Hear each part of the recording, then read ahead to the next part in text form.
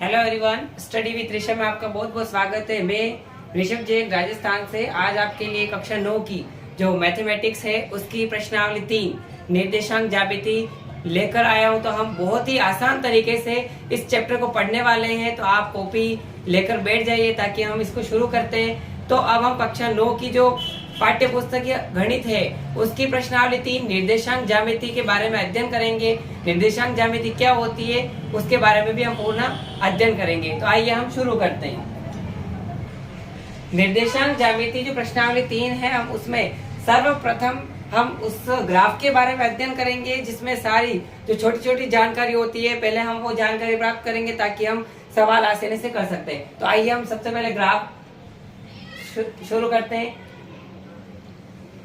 सबसे पहले हम ग्राफ इस तरीके से बनाएंगे प्लस वाला, जिसमें बीच में आएगा 0, क्योंकि मूल बिंदु के निर्देशांक 0 0 होते हैं। अब हम चारों तरफ 1 2 3 से लेके 5 तक की संख्या अंकित करेंगे। इधर वाली होती है माइनस की संख्याएं।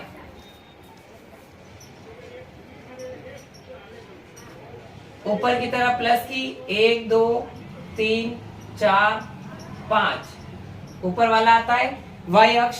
नीचे की तरफ हम देखेंगे माइनस की संख्याएं अंकित करेंगे जो कि y अक्ष पर दर्शाई जाती है।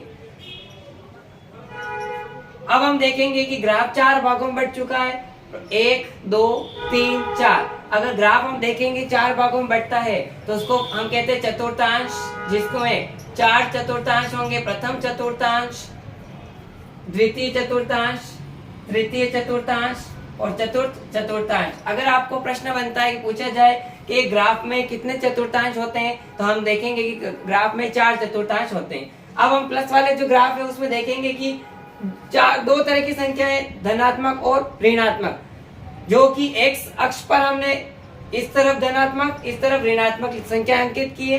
y अक्ष पर हमने ऊपर की ओर धनात्मक, नीचे की ओर ऋणात्मक संख्याएं अंकित की है। अब हम संख्याएं देखेंगे कि हमने अंकित करने के बाद प्रथम चतुर्थांश में कौन सी संख्याएं आती है, तो x की और y की। तो हम देखेंगे सर्वप्रथम x की संख्या आती है और फिर y की, क्योंकि निर्देशांक में पहले x को फिर y को लिखा जाता है। तो x की इसमें देखेंगे तो प्लस की संख्या है और y की संख्या देखेंगे तो भी प्लस की। तो दोनों संख्याएं प्लस प्लस की यानी प्रथम चतुर्थांश में दर्शाई जाती है। अब हम देखेंगे द्वितीय चतुर्थांश में x अक्ष पर माइनस की संख्या है और y अक्ष पर प्लस की संख्या अंकित की जाती है, तो माइनस और प्लस इसमें दर्शाया जाता है।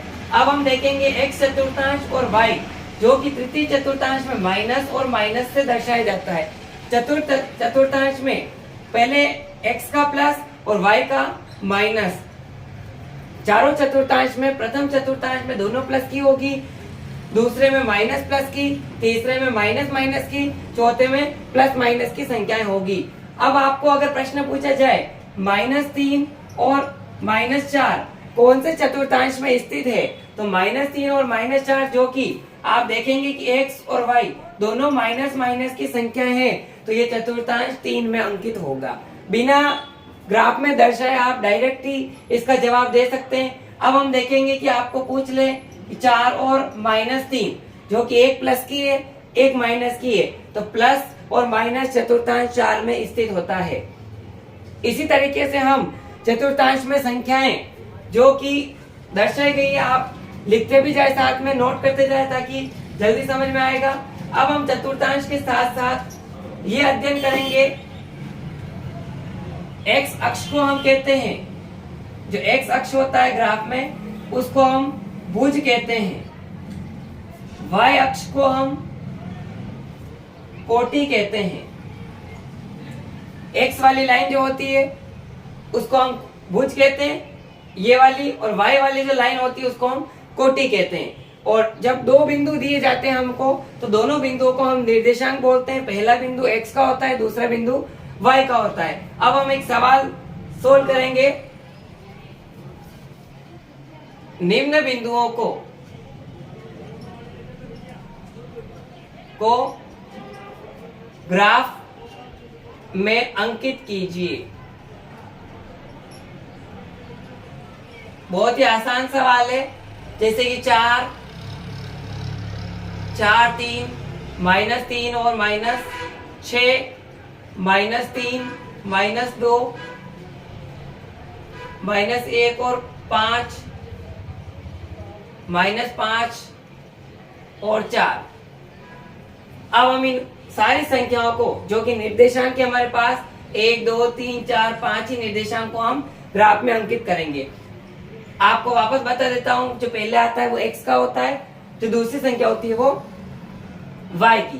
प्रथम में जो x का 4 है और 3 है, एक x का, दोनों आप देखेंगे दोनों प्लस की संख्या है, तो हम चतुर्थांश 1 में अंकित करेंगे।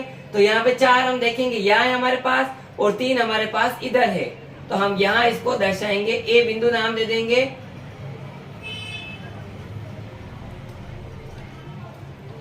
चार और 3, इसको आप इस तरीके से भी डैश डैश करके दर्शा सकते हैं। दूसरा बिंदु है -3 और -6, जो कि आप देखेंगे कि दोनों संख्याएं माइनस की है, तो हम चतुर्थांश 3 में दर्शाएंगे। तो -3 इस तरीके से और -6 हमारे पास।